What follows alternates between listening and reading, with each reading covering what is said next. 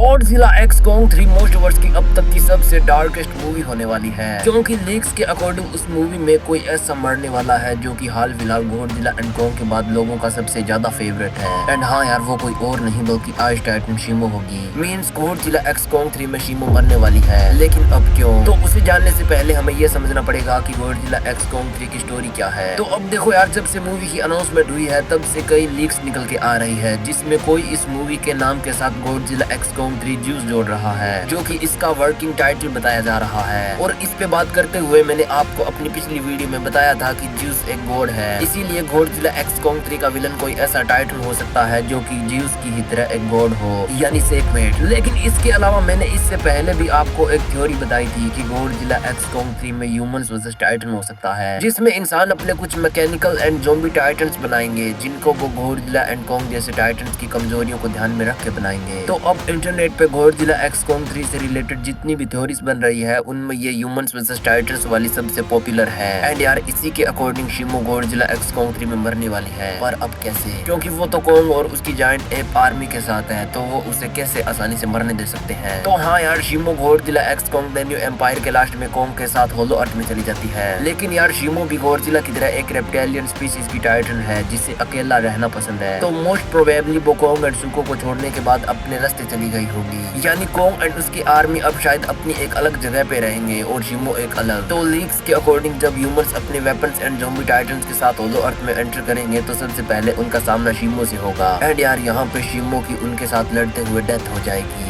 लेकिन अब मोस्टवर्स वाले शिमो को आखिर मारना ही क्यों चाहते हैं? तो यार, जैसा मैंने आपको कहा कि Godzilla x Kong 3 movie new empire के मुकाबले मच डार्कर होने वाली है, तो मूवी में दो कामों को करने के लिए किसी का मरना जरूरी है। अब फर्स्ट ये बताने के लिए कि मूवी के जो विलन्स है, यानी इंसान और उनके ज़ॉम्बी टाइटन्स, वो कितने ज्यादा खतरनाक है। एंड सेकेंडली, आपको ये तो पता ही होगा कि कॉन्ग ह्यूमैनिटी का प्रोटेक्टर है, इसीलिए वो इंसानों के खिलाफ कभी भी जंग नहीं छेड़ेगा, पर तब तक जब तक कि उसे कोई रीजन ना मिल जाए। और यार, शिमो की डेथ वो रीजन होने वाली है, यानी जब कॉन्ग को पता चलेगा कि शिमो को इंसानों ने मार दिया है, तो उसके बाद वो शिमो की डेथ का बदला इंसानों से जरूर लेगा। लेकिन अब एक और बड़ा सवाल कि शिमो, जो कि हाल फिलहाल मोस्टवर्स की सबसे पावरफुल टाइटन है, वो आखिर इतनी आसानी से मारी कैसे जाएगी? तो यार, एज आई सेड बिफोर कि ह्यूमंस इस बार जो भी वेपन्स बनाएंगे वो टाइटन्स की कमजोरियों को ध्यान में रखते हुए बनाएंगे। तो अब कुछ ही दिनों पहले गॉडजिला एक्स कॉन्ग 3 के साथ जुरासिक पार्क के स्टार एक्टर सैम नील का नाम जोड़ा गया था, जिसपे लोगों का ये कहना था कि लेजेंडरी इससे जुरासिक फैंस को भी मोस्टवर्स की तरफ अट्रैक्ट करना चाहता है। तो मोस्ट प्रोबेबली सैम नील का कैरेक्टर मूवी में वैसा ही होगा जैसा कि उन्होंने जुरासिक फ्रेंचाइजी में प्ले किया था, यानी सैम नील जुरासिक पार्क में एज एलन ग्रांट डायनासोर्स के फॉसिल्स की हेल्प से उन पर स्टडी करते थे, इसीलिए उनको डायनासोर्स के बारे में बहुत सी ऐसी बातें पता थी जो कि औरों को नहीं थी। तो शायद गॉडजिला एक्स कॉन्ग 3 में भी वो, यानी उनका कैरेक्टर टाइटन्स की स्टडी करता हो। मींस वो डैगन जैसे टाइटन के स्केलेटन और म्यूटो एंड बिडोरा जैसे टाइटन की बच्ची बॉडी पे स्टडी करता हो, और उसको टाइटन्स की कुछ ऐसी बातें पता हो जो कि बाकी दुनिया को ना हो। मींस वो मोनार्क में टाइटन रिसर्च फैसिलिटी से जुड़ा हो सकता है। तो अब जैसे गॉडजिला वर्सेस कॉन्ग में एपेक्स ने होलो अर्थ को समझने के लिए उसके एक्सपर्ट यानी डॉक्टर नेथन की हेल्प ली थी, तो may be Godzilla x Kong 3 में जो न्यू कंपनी ज़ॉम्बी टाइटन्स को बनाएगी वो सैम नील के कैरेक्टर की हेल्प लेगी। मतलब वो उनसे ये जानेंगे कि इन टाइटन्स की कमजोर कड़ी क्या है। अब वो सैम नील के कैरेक्टर को ऐसा नहीं बताएंगे कि वो टाइटन किलर वेपन्स बना रहे हैं, क्योंकि सैम नील का कैरेक्टर इस मूवी में एक ऐसा कैरेक्टर हो सकता है जिसका कनेक्शन गॉडजिला के साथ वैसा ही होगा जैसा कि डॉक्टर सेरिजावा का था। तो वो कभी नहीं चाहेगा कि गॉडजिला को कोई मारे। लेकिन जब वो न्यू कंपनी सैम नील के कैरेक्टर से वो जानकारी हासिल कर लेंगे तो इसके बाद वो उन्हें इस प्रोजेक्ट से बाहर कर देंगे। लेकिन अब इसके बाद उस न्यू कंपनी को एक ऐसे एनर्जी सोर्स की जरूरत होगी जो कि उनके इन मशीनी टाइटन्स एंड वेपन्स को लिमिटलेस पावर दे। अब वो होलो अर्थ की वो एनर्जी भी हो सकती है जो कि एपेक्स ने गॉडजिला वर्सेस कॉन्ग में मेका गॉडजिला को चलाने के लिए कॉन्ग के टेंपल से ली थी। लेकिन अब वहाँ पे कॉन्ग और उसकी आर्मी है, और कॉन्ग को ये भी पता है कि इस एनर्जी से मेका गॉडजिला जैसा कोई खतरनाक वेपन बनाया जा सकता है, तो इसीलिए वो इंसानों को कभी भी इसे लेने नहीं देगा। पर इसी बीच मोनार्क को टियामात की स्टडी से ये पता चलेगा कि टियामात के डीएनए में एक ऐसी एनर्जी है जो कि खुद में ही एक पावर हाउस है। अब इसीलिए जब गॉडजिला टियामात को मार देगा तो मोनार्क की एक रिसर्च टीम उस एनर्जी को कलेक्ट कर लेगी। अब यही सेम चीज हमें टियामात पे आईडी क्लासिफाइड नॉवल में भी दिखाई जाती है, जिसमें हमें पता चलता है कि उसी सेम एनर्जी से कोई टियामात को जिंदा करने की कोशिश कर रहा था। तो शायद से ह्यूमंस इस एनर्जी को कॉपी करके इससे अपने साइबोर्ग, ज़ॉम्बी या मशीनी टाइटन्स को पावर देंगे। और यार, शायद से उन्होंने ऐसा कर भी लिया है, क्योंकि मोस्टवर्स के टाइटन चेजर्स गेम में हमें एक ऐसा स्कल क्रोलर दिखाया जाता है जिससे कि मशीनी पार्ट्स देके उसे और भी ज्यादा पावरफुल बना दिया गया था। तो अब इसी तरह इंसान अपने इन टाइटन किलर वेपन्स को बनाने में कामयाब हो जाएंगे, जिसके बाद अब वो इन्हें टेस्ट करने के लिए होलो अर्थ में जाएंगे, क्योंकि अर्थ पे तो उन्हें गॉडजिला ऐसा कभी भी नहीं करने देगा। लेकिन जैसे ही वो होलो अर्थ में एंटर करेंगे तो वहाँ पे सबसे पहले उनका सामना आइस टाइटन शिमो से होगा, जिसको ह्यूमंस अपने इन टाइटन किलर वेपन से मार देंगे। और इसके बाद वो एक एक करके सभी होलो अर्थ वाले पोर्टल्स को सील करने लग जाएंगे, ताकि वो कोंग एंड उसकी आर्मी को होलो अर्थ में ही कैद कर दे।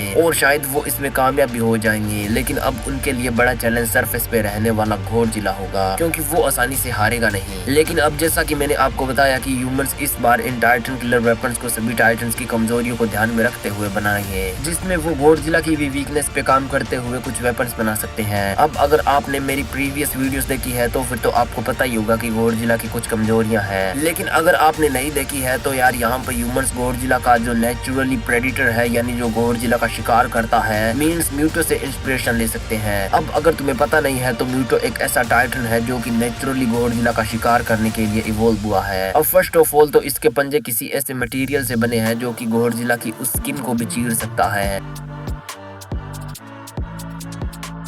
अब इसका एक बड़ा एग्जांपल हमें गॉडजिला 2014 की मूवी में मिलता है, जहां पे म्यूटो अपने पंजों को गॉडजिला की स्किन के अंदर दसा रहा था। लेकिन जो इस म्यूटो की सबसे पावरफुल एबिलिटी है वो है यार इसकी EMP एबिलिटी, जिसके चलते ये ऐसी इलेक्ट्रोमैग्नेटिक पल्स को जनरेट करते हैं जो कि गॉडजिला की एटॉमिक ब्रेथ को जलने ही नहीं देते हैं। तो अब ह्यूमंस को म्यूटो से ये तो पता चल ही गया होगा कि इलेक्ट्रोमैग्नेटिक पल्स गॉडजिला की एक वीकनेस है, तो शायद से वो कोई ऐसा वेपन बनाएंगे जो कि बहुत ही ज्यादा लार्ज अमाउंट में इलेक्ट्रोमैग्नेटिक पल्स को जनरेट करे, और इसी वेपन की हेल्प से वो गॉडजिला को गॉडजिला एक्स कोंग 3 में हरा देंगे, और वो शायद से उसे भी होलो अर्थ या किसी और जगह पे कैद कर देंगे। यानी वो कोंग की एक्स से इंस्पिरेशन लेके एक ऐसा प्रिजन बना सकते हैं जो कि एटॉमिक ब्रेथ प्रूफ हो, यानी जिस पे एटॉमिक ब्रेथ का कोई भी असर ना हो। तो शायद से ह्यूमंस किसी प्रिजन को बना के उसमें गॉडजिला को भी कैद कर सकते हैं। अब यहाँ पे मैं अपनी खुद की एक थ्योरी रखना चाहूंगा, एंड अगर मूवी इस तरह से आ जाती है तो उसमें शिमो भी नहीं मरेगी, और गॉडजिला एक्स कोंग 3 के बाद नेक्स्ट मूवी के लिए फैंस का एक्साइटमेंट भी नेक्स्ट लेवल पे पहुंच जाएगा। अब वो ऐसा दिखा सकते हैं कि गॉडजिला एक्स कोंग 3 में गॉडजिला एंड कोंग को सेकमेट या फिर स्पेस गॉडजिला जैसे किसी ऐसे टाइटन का सामना करना पड़े जो कि फिर से गॉडजिला एंड कोंग को एक होने पे मजबूर कर दे। अब काफी ज्यादा मेहनत और जद्दोजहद के बाद जैसे तैसे गॉडजिला एंड कोंग मूवी के मेन विलन को हरा देंगे, और ये लड़ाई इतनी ज्यादा खतरनाक होगी कि इसके बाद गॉडजिला और कोंग भी बहुत ही बुरी तरह से घायल होकर थक जाएंगे। लेकिन अब जैसे ही गॉडजिला एंड कोंग अपने घर की तरफ जाने की कोशिश करेंगे, यानी गॉडजिला ओशन में और कोंग होलो अर्थ में, तो अचानक से दोनों पे एक बहुत ही ज्यादा भयानक हमला होगा, और दोनों कुछ समझ पाएंगे इससे पहले ही उन दोनों के चारों ओर कई सारे उड़ते हुए एयरक्राफ्ट्स एंड कई मशीनी टाइटन्स आ जाएंगे। यानी हाँ यार, इंसान जैसे ही देखेंगे कि ये मौका एकदम सही है गॉडजिला एंड कोंग से छुटकारा पाने के लिए, तो वो उन पे अचानक हमला कर देंगे, और काफी ज्यादा थके होने के कारण वो दोनों कुछ कर भी नहीं पाएंगे। एंड इसी तरह गॉडजिला एक्स कोंग 3 के लास्ट में इंसान गॉडजिला एंड कोंग को हरा के और उन्हें बेहोश करके होलो अर्थ में कैद कर देंगे। एंड यार जब मूवी इस पॉइंट पे खत्म होगी तो यार लिटरली फैंस नेक्स्ट मूवी के लिए बहुत ज्यादा एक्साइटेड हो जाएंगे, क्योंकि जब अगली मूवी में इंसानों का सामना उस आफत से होगा जिसको उन्होंने गॉडजिला किंग ऑफ द मोस्टर में जन्म दिया था,